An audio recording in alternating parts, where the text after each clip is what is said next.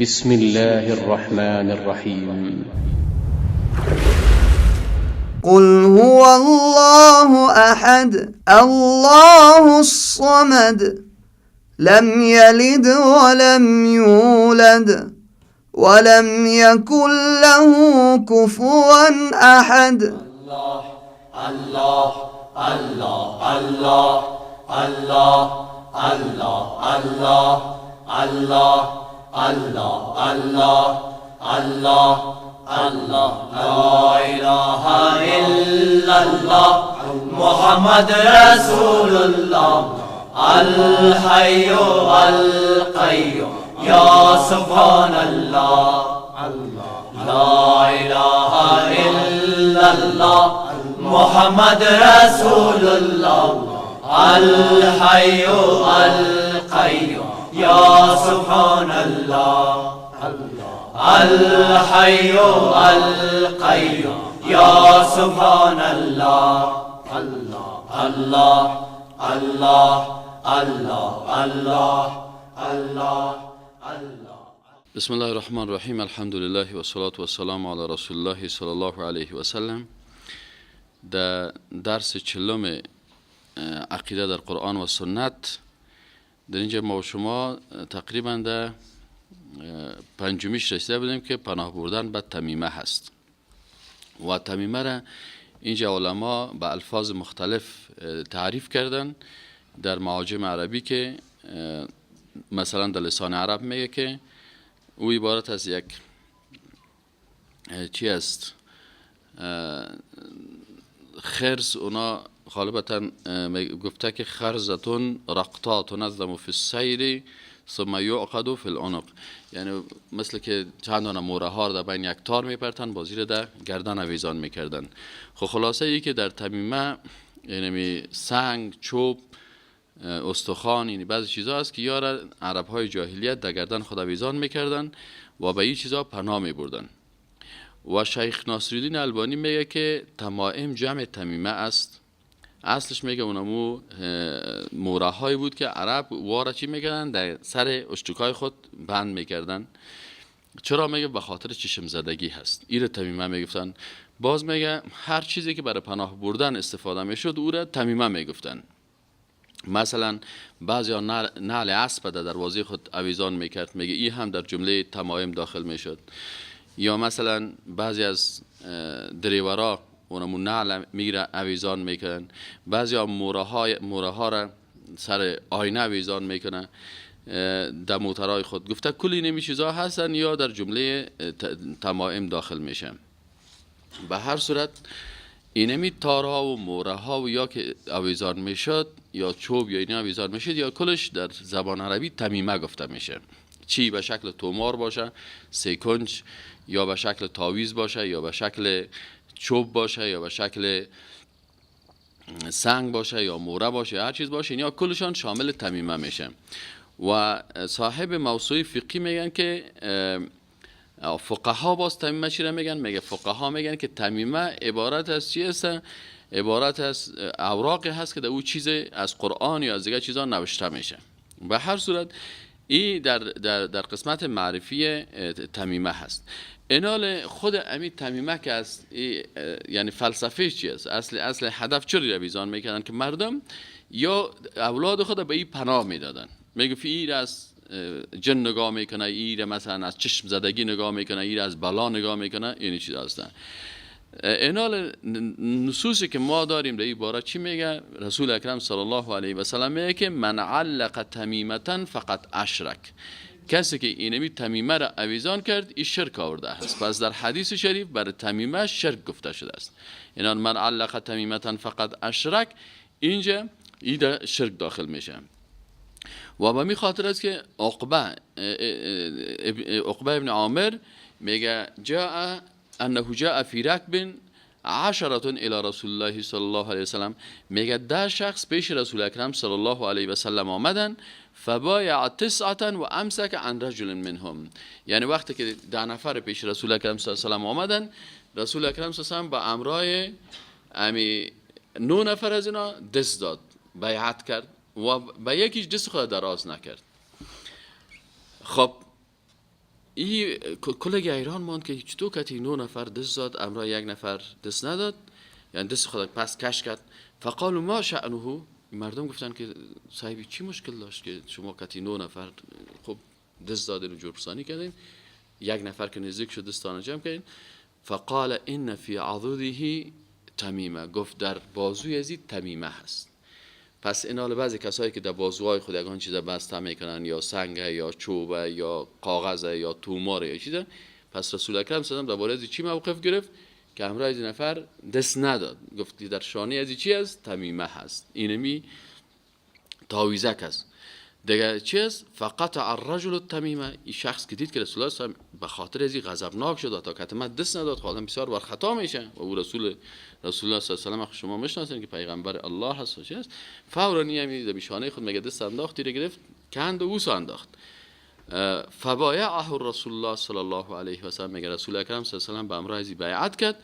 ثم قال من علق فقط اشرک، کسی که اینمی چیزا اویزان میکنه ای شرک آورده، یعنی اینمی مهره را در خصوصیت های خداوند شریک ساخته.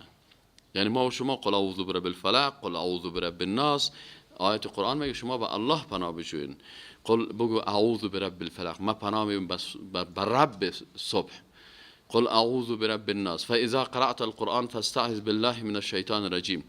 اینا مسئله پناه دادن، اینی بعضی چیزایی که مثلا بعضی کسا در سر باربندای اشتکای خود ببینی که مورگکا رو اویزان میکنن و بعضی ها یک سنگ از کدام جای پیدا میکنن او رو اویزان میکنن. حتی ما کسی دیدیم در پای اشتک خود همون تفلک خود سنت کرده بود، باز همون توتگه که گوشتی که از او قطع شده باز رو گرفته در پای از او چی کردن؟ بسته کرده بود. این کلش به هدف چی است؟ نیتش چی است؟ که این ما را مثلا از اینمی بلا نگاه میکنه و از اینی مصیبت نگاه میکنه و از چشم زدگی نگاه میکنه، در حالی که در حدیث رسول اکرم صلی الله علیه و آله میگه که اینمی چیزایی را که شما در گردن‌های تا نویزان میکنین، بعضیا میرن در زیارت ها تا را بسته میکنن در گردنش تو خود ویزان میکنن. اینی کلش از مردمای از در عصر شرک و در عصر جاهلیت اینمی چیزا وجود داشته و رسول اکرم صلی الله علیه و آله گفته که یا چی هستن؟ این شرک هستن. و در حدیث شریف دیگه میخوانیم که میگه دخل عبدالله ابن مسعود رضی الله تعالی عنه. خب این خب موقف رسول اکرم صلی الله علیه و آله. صحابه کرام چه قسم موقف داشتن در مقابل اینمی تعویضا و اینمی سنگ و اینمی چوب و اینمی مهره و اینمی تار که در گردنهای مردم اویزان بودن؟ در حاکم نیشابوری در شماره 7613 در حدیث 7613 روایت میکنه، میگه صحابه کرام کی است؟ عبدالله ابن مسعود رضی الله تعالی عنه. عبدالله ابن مسعود رضی الله تعالی عنه چی میگه؟ میگه دخل عبدالله ابن مسعود على امرأه، میگه داخل شد بالا یک زن، یعنی در خانه که من نمیفهم که خانم مادرش بوده یا خواهرش بوده یا همسرش بوده، خواه از محرماتش کسی بوده. فرا علیها حرزا من الحمرة، میگه دید که دم گردن از او یک حرز تاریک است که چیزای سرخ یا مرغکای سرخ یا چیزایی که است، میگه فقطعه قطعا عنیفا. سبحان الله، میگه ایره قطع کرد قطع عنیف. چی مانا؟ چون مثلا این خود خانه خودش است یا خواهرش است یا مادرش است یا همسرش است، میگه می عبدالله ابن مسعود صاحب امیر که میگردن از دید قطعه قطع عنیف. عنیف چی رو میگن؟ یا بسیار تندی، مثل که در گردن کمی دید رفت همی از می گردنش همی تار گرفت هم تو کش کرد کندش و بسیار هم تو چیز اعصاب خرابی. ثم قال ان آل عبدالله عن الشرك اغنیا، برش خانواده عبدالله از شرک غنی هستند. تو در بین خانه خودم شرک پیدا شود، خانم خودم یا خواهر خودم یا مادر خودم یا همسر خودم، گفت که یا شرک هستن. و قال و گفت کان مما حفظنا، میگه باز عبدالله ابن مسعود برای خانواده خود گفت آنچه که ما از رسول الله صلی الله علیه و آله حفظ کردیم چی است؟ ان الرقى والتمائم والتولة شرک. اینمی تعویزات و اینمی تارها و اینمی موره ها و اینمی که به نام تمائم جمع تمیمه هست و توله هست، اینیا کلشان چی هستن؟ یا از جمله شرکیات هستن یا انسان به شرک مبتلا میکنن. هذا حدیث صحیح الاسناد. امام امی نیسابوری میگه این حدیث صحیح هست اسنادش و وافقه الذهبی و علامه الذهبی هم موافقه کرده که بله این حدیث صحیح است. پس این حال متاسفانه اینمی چیز حال فعلا مثلا در کشور ما و شما اگر ببینید میرن بت پرستا در گرد بت ها مثلا یک تار میگیرن بازو را قطع میکنن میرن در گردن اشتکا میپرتن. بعضی ها در قبرهای مثلا همو رهبرای خود در هندوستان و در اینجا میکنن و متاسفانه این انتقال کرده برای کی بعضی مسلمانایی که از این احادیث بیخبر هستند.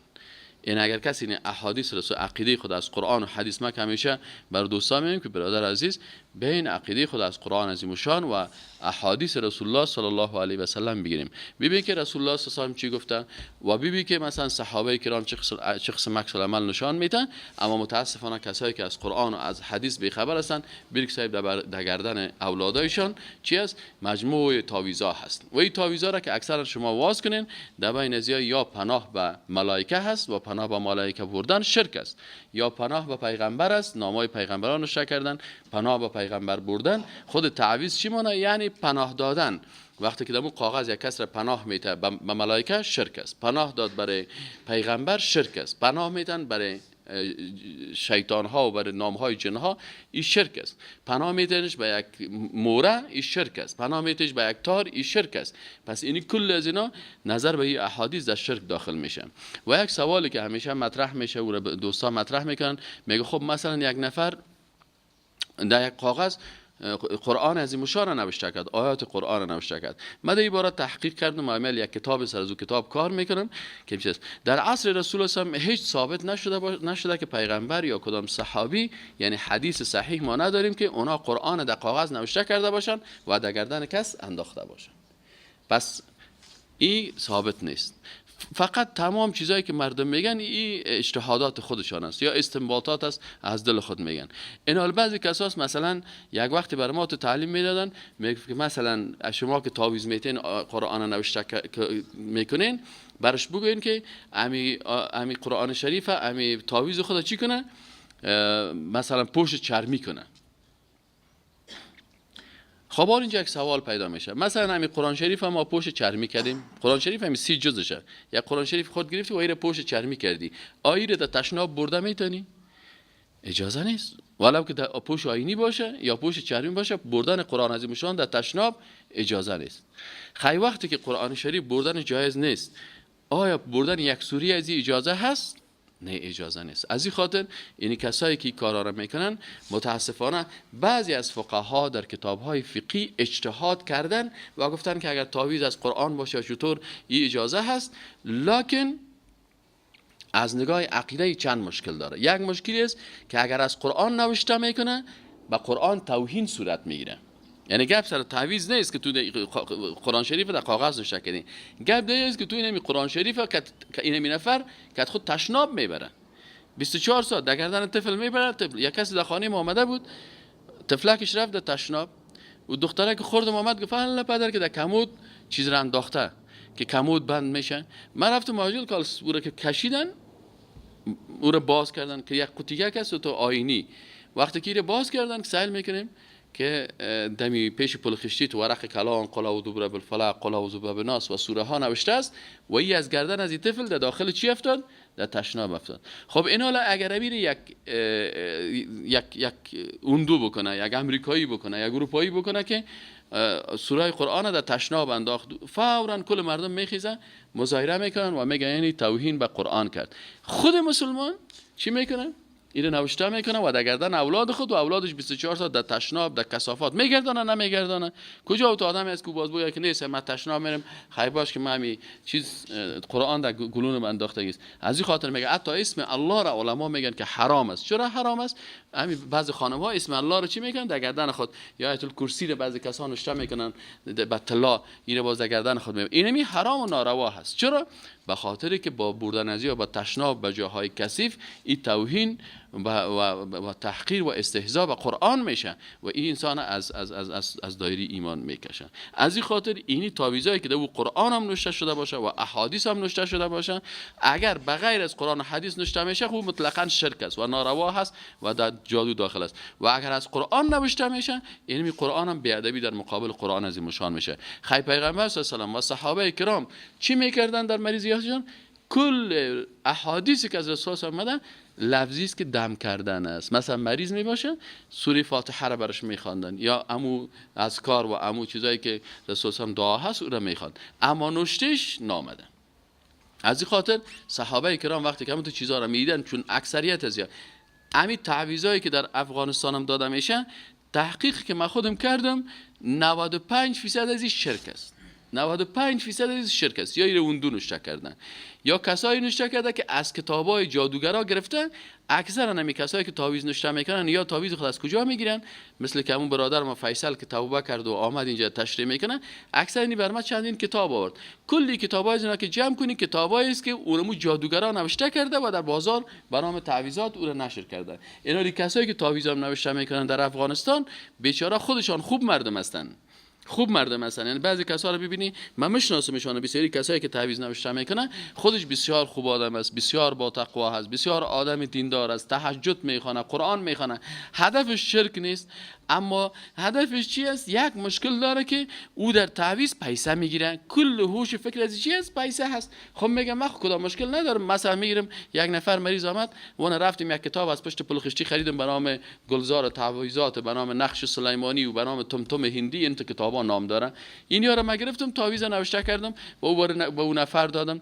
این حال هدف همین کسی که تعویض نوشته میکنه کل هدفش چی است؟ هدفش پیسه گرفتن است. یک 500 1000 روپیه برش میرسه. اما مشکلش در چی است؟ مشکلش در این است که این اونم کتابی را که استفاده میکنه مؤلف از اون کتاب یا هندو هست یا یهودی است یا یک جادوگر است. پس اونم طلسمای جادوگری خود انداخته، ایسا میره در بین چیز خود از روی نوشته کرده، میره نمیفهمه. این حال یگانه که او هندو خود تجارت میکنه فامیده کافر میشه، او جادوگر فامیده کافر میشه. من خاطر که جادوگر مثلا اکثر جادوگرا که شما بشناسین، این جادوگر میلیونر است، موتورهای مثلا $40,000 $50,000 داره. او میگه خلاص کافر شدم، حالا پیسه دار خوش شدیم. اما این بیچاره رسای که در 200 روپیه تعویض میده، یک 20 میتش، یک 50 برش میته، اون در 50 روپیه اینمی کارهای جادوگرا را میکنه و به شرک و کفر مبتلا میشه. پس اینی چیست؟ دیگه چی هست؟ ششمیش پناه بردن به ودعه هست. ودعه چی نمیگن؟ ودعه صدف هست. علما چی میگن؟ میگن شیء ابیض یجلب من البحر. در کتابا گفته شده که ودعه چی است؟ میگه یک چیز سفید است که ایر از بحر میگیره. ما شما چی میگیم اون؟ صدف میگیم در فارسی. یعلق فی اعناق الصبیان و غیرهم. میگه این آویزان میشه در گردن طفلکا یا کلانایشان. در افغانستان در سر باربندکا اگه دیده باشین همین صدفا زیاد اویزان میشه، دمی قومای ما زیاد هستن. یگان جایی که من میرم یگان تشب میگم، یگان تشب از ترس هم گفتن همیتونه که یک دفعه صاحب قار میشه و چطور میشه. ببینید که دمی گردن و پایش تکش دا 15 تا اویزان هستن.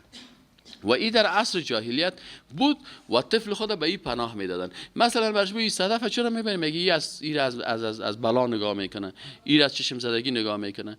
خیلی طفله که در بطن مادر خود بود، اونجا چرا مادرش نرفت یک نیم خشتی سر شکم خود اویزان نکرد؟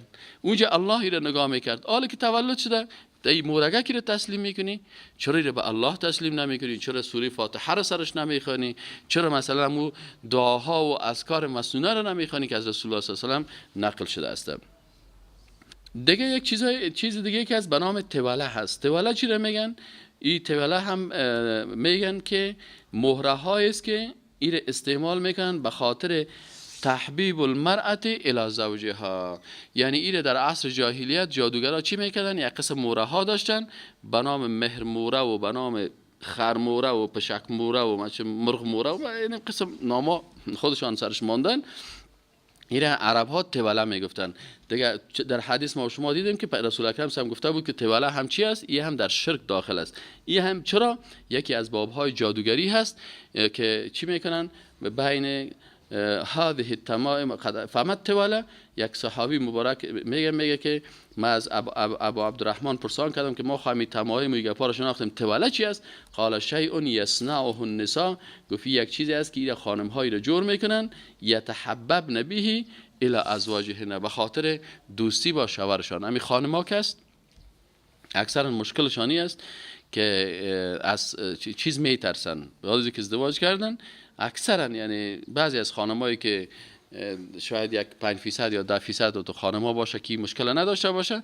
90% خانما که است عادتا از زن دوم شوهر خود میترسن که حالا شوهرم سر من خانم دومی نگیره، ای از دست من نره دیگه. نه از این خاطر یا بعضی از اینا باز تو ترس خود در مجموع در کلگی از اینا است 90% است، باز یک 20% یا 30% از اینا دیگه باز بسیار اما تو چی هستن تو احساساتی هستن، 10% یا 20% یا 30% از اینا بازی دیگه بسیار وار خطا می باشه که والا این شوهر ما چطور نشه و چرا نشه، به این خاطر مشکلات پیدا میشه.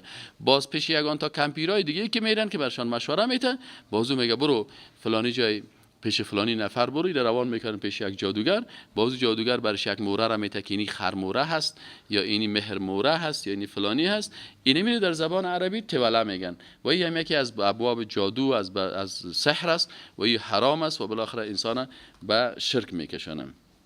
و هدفشان چی است؟ هدفش اینمی است که میخواین که نمی شوهر خود چی پیدا بکنن، به امر از مهر محبت داشته باشه و بالا از زن دیگه نگیره. و در حدیث شریف ما خواندیم که رسول الله صلی الله علیه و آله میگه که ان الرقى والتمائم والتوله شرک، این هم میگه شرک است. خب دیگه از جمله چیزهایی که عادتهای جاهلیت بود یک چیز بود به نام رتیمه. رتیمه میگه ای چی است؟ میگه تاری است که در گردن و یا در دست اویزان میگردد، یا مثلا امی تار در گردن خود اویزان میکردن و یکی هم در دست خود اویزان میکردن. این دو قسم بود در عصر جاهلیت.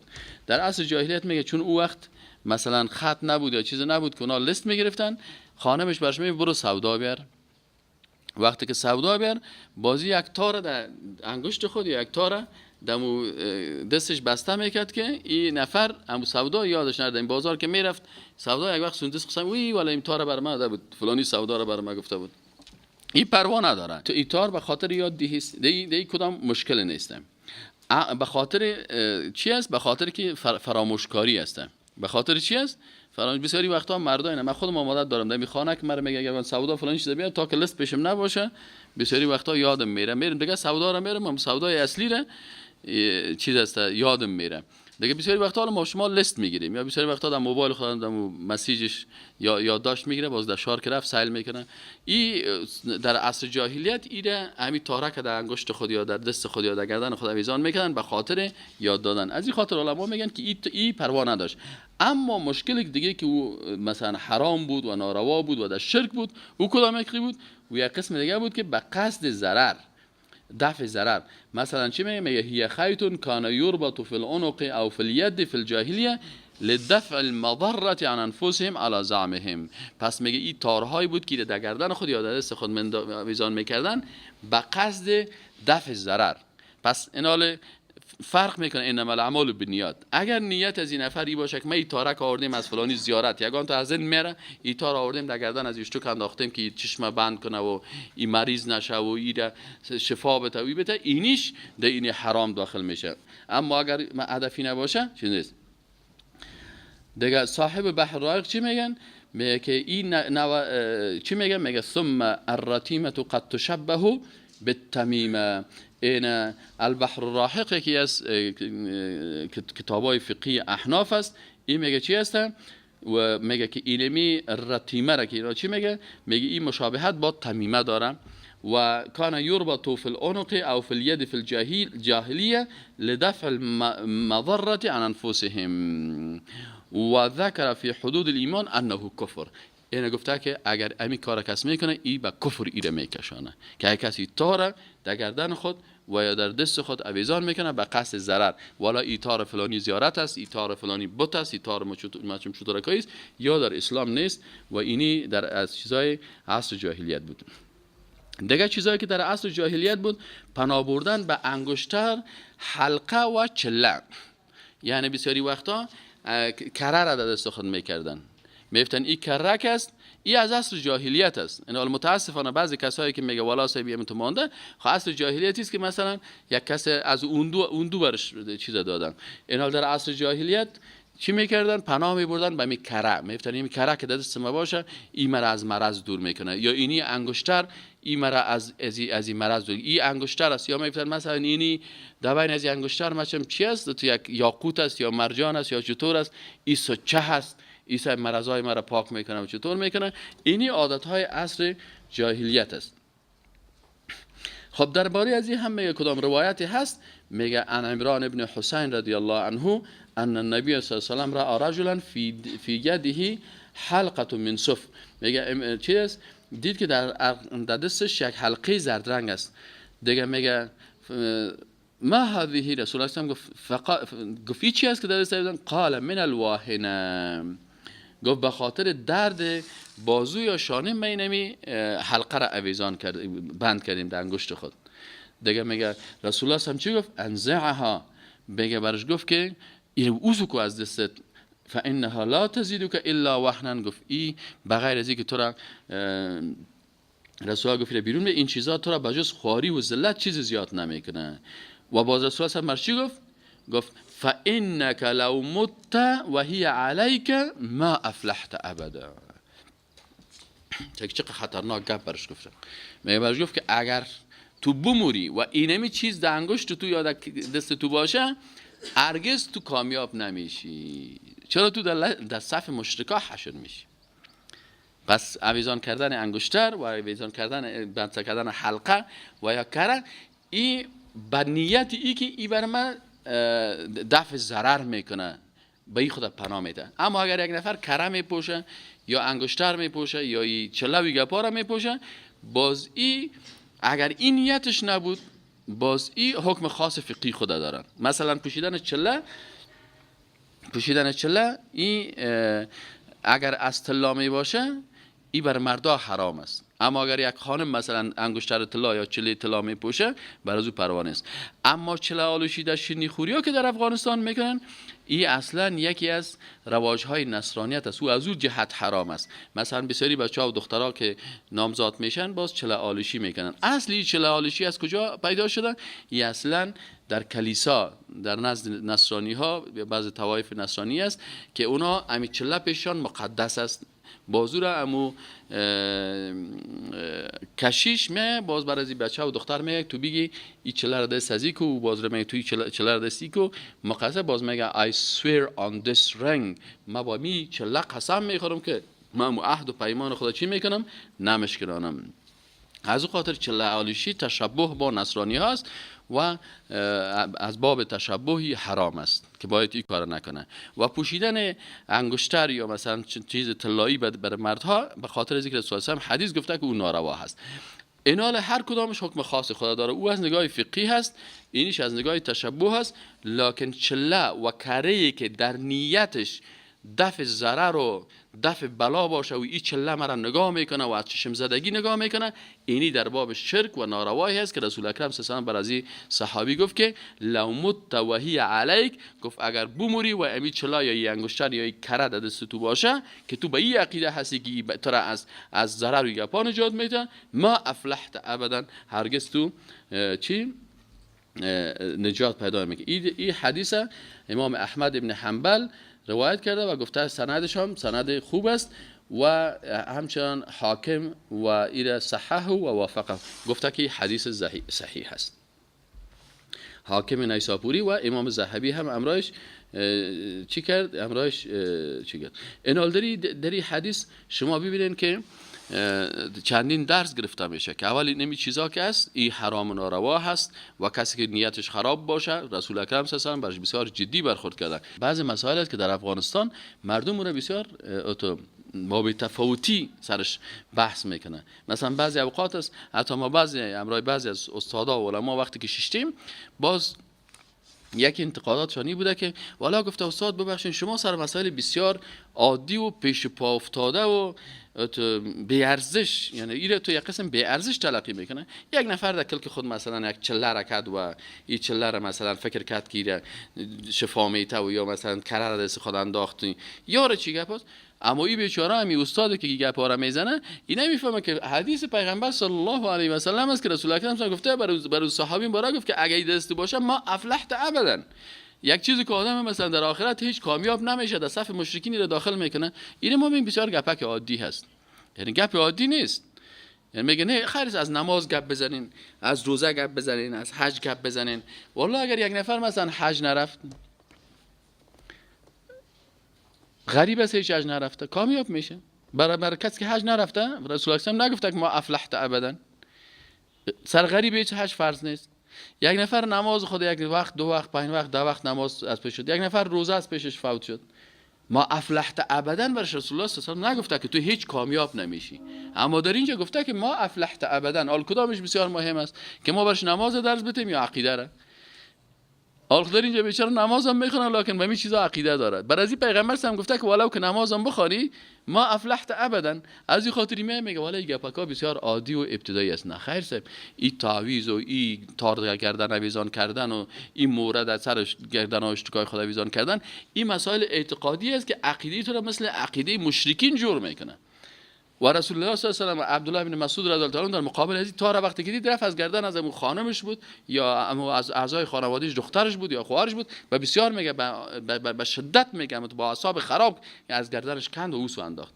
عبدالله بن مسعود که صحابی رسول الله صلی الله علیه و آله است، او تو موقف جدی میگیره و ما تو میگه ولی گپ بسیار عادی و پیش پا افتاده هست. مشکلی میشه که ما نه همین احادیث از پیش ما تیر نشدن، همیشه همون احادیث نماز خواندیم در این مسائل که رسیدیم سال خلاص شد. ما که یک وقت مدرسه میخواندیم دمی مشکات المصابیر هم که خواندیم فقط هم فضل طالب العلم و فضایل علما که علما اقص فضیلت دارن، طالب العلم اقص فضیلت داره، ای داره ما دیگه بسیار بودیم اوه ما چقدر فضیلت داریم، این مردم دیگه هیچ فضیلت نداره و چطور است.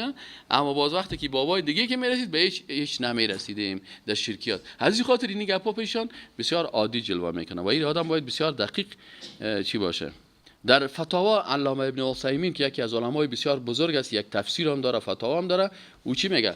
میگه ولبس الحلقه و نحوها ان اعتقد لابسها انها مؤثره بنفسها دون الله فهو مشرك شركا اکبر فی توحید الربوبیه. سعی کنین این عالم عقیده هست، متخصص در عقیده هست، مفسر قرآن است. وقتی که در این قسمت گفتن که اگر یک نفر اینمی چله را، اینمی انگشتر را یا اینمی کره را یا اینمی چیزا را میپوشن، این حکمش چی است؟ او میگه اگر همین پوشنده به این عقیده باشه که مؤثرتون به نفسها دون الله، که اینمی خودش تاثیر میکنه به غیر از الله، خودش تاثیر در اینمی هست، میگه این شرک اکبر است. این یک بخشش. لانه اعتقد ان مع الله خالقا غیره، به خاطر از اینکه عقیده کرد که بغیر از خدا کسی دیگه هست که این کارو میکنه، این میره که در ربوبیت الله شریک ساخت. و ان اعتقد انها سبب ولكنه ليس مؤثرا بنفسه فهو مشرك شركا اصغر. اما اگر کسی میکره و میچله را پوشید لکن گفت که نه این بر خودش نفع نمیرسونه، خداوند بر دبین از این نفع رسانده، میگه این شرک اصغر است. این هم شرک شد. اگر فکر کنن که امو خودش مستقیما نفع میرسانه او شرک اکبر شدید، از دین بیخی کشید. اما اگر گفت که نه خود امی چله و این امی کره نفسش منفعت نمیرسانه به امر خداوند این نفع را میرسانه، باز گفت این هم شرک است لکن این شرک اصغر است. شرک اصغر چی را میگن؟ که آدم از دین نمیکشه لکن از گناه کبیره کده رتبه چی است؟ بلندتر است، خطرش زیادتر است. لانه لما اعتقد انه ما ليس بسبب سببا، چرا چیزی را که الله سبب نگشتانده او را این سبب از دل خود ساخت. یعنی الله اینمی کره را سبب برای شفا نساخته، تو این از دل خود ساختی. پس اینمی رو میگن عقیده کردن با یک چیز، میگه این انسان و شرک اصغر. فقط شارک الله تعالی فی الحکم لهذا الشیء بانه سبب. یعنی سعی کنین اینجا چقدر دقیق این موضوع از چقدر دقیق گپ میزنه. میگه در اون مسئله ای که میگه خود کره و خود اینمی انگشتر تاثیر مستقیم داره بدون حکم خداوند، میگه اینه در ربوبیت خداوند اینو شریک ساخت، این شرک اکبر شد. اما میگه وقتی که این چیزی که خداوند سبب نساخته این سبب ساخت، پس این خدا در حکم خداوند شریک ساخت. این شرک در چی است؟ در حاکمیت است که خداوند یک چیز رو سبب نساخته، این شخصی رو گرفتن خودش حکم کرده که این فایده را داره. پس همین که این فایده داره و این ضرر داره، این کی تعیین میکنه؟ الله تعیین میکنه. پس میگه از این خاطر این دمی حکم خداوند خدا شریک ساخت، از این خاطر میگه شرک چی است؟ این اصغر است. از این خاطر اینی گپای گپای عادی نیستن و گپای بسیار خطرناک است که انسان مسلمان و انسان یکتاپرست در این باره توجه داشته باشه.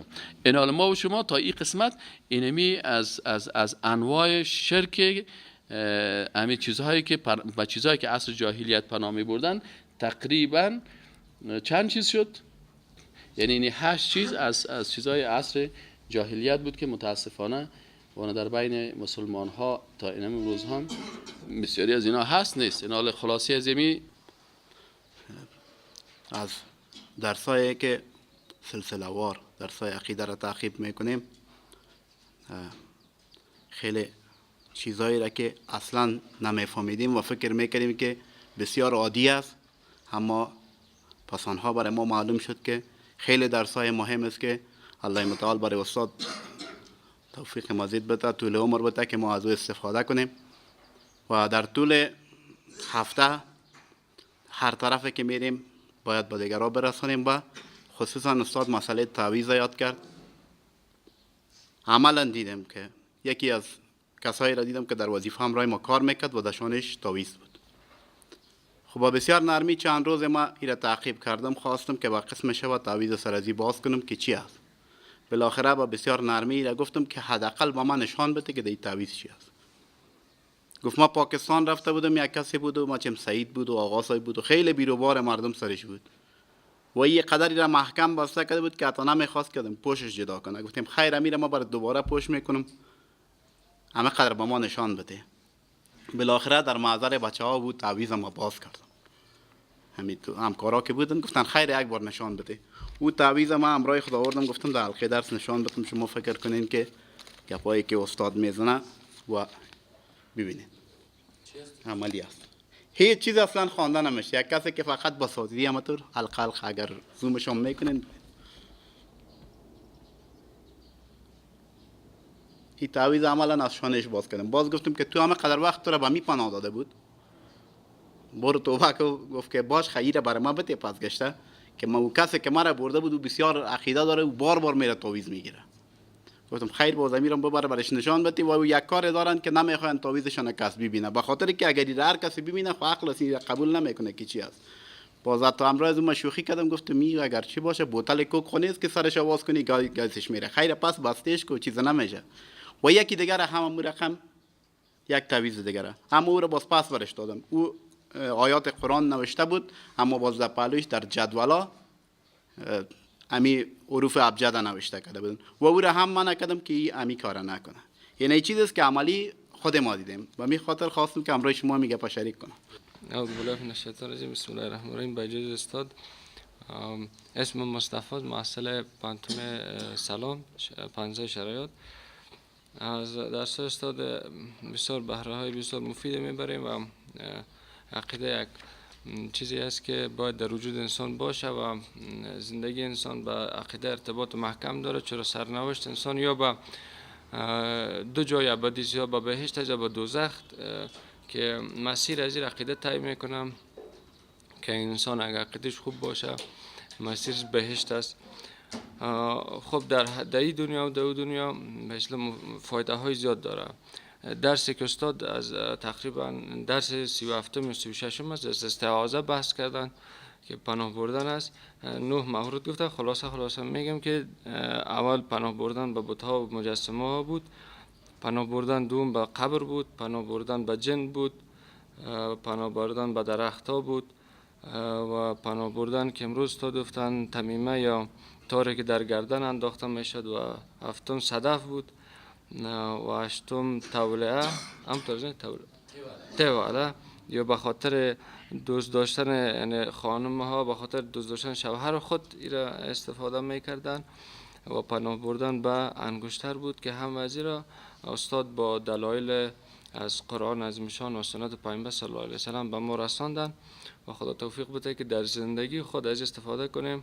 و با اجازه استاد یک پاسخ کوتاهی به برادر میدادم اگه استاد اجازه بده و یک کلمه است که یک از استاد صدقه رحمت الله میگه که حکومت اسلامی را در نفسایتان پیاده کنید در سرزمینتان پیاده میشه. و چرا حکومت اسلامی یا حکومت اسلامی وجود داره چرا صحیح نیست، یعنی خب بحثایی است که و یک مسئله دومی که امی استاد مرشد دوم اخوان المسلمین که در مصر بود، مردم یک توصیه کوتاه داشت. مردم میگم محبت انگلیس از قلبتان بیرون بکشه یا خودشان میرن. حالا ما همچنان محبت غربی و کسا را از قلبای خود بیرون بکشیم یا 100% از مملکت ما بیرون میرن. خب به هر حال بود این بود آخری گپای ما که اول حکومت اسلامی را که قرآن عظیم شان و عزیز احادیث پیامبر گفته ایره در نفسهای خود قبول بکنیم، چرا در زندگی اعمال ما فیصدی از حکومت اسلامی دیدن میشه نمیشه. این مسئول ما هستیم و اصلا باید عملی کنیم با آنچه که قرآن و سنت پیامبر میگه. بعد انشالله 100% و 1000% انشالله. چرا صحابه نمونهش داریم، در تاریخ صحابه عمل کردن، دنیا را فتح کردن. این بود خلاصه درس استاد و یک چیز اضافه استاد. الله الله الله الله الله الله الله الله الله الله الله الله لا اله الا الله محمد رسول الله الحي القيوم يا سبحان الله لا اله الا الله محمد رسول الله الحي القيوم يا سبحان الله الحي القيوم يا سبحان الله الله الله الله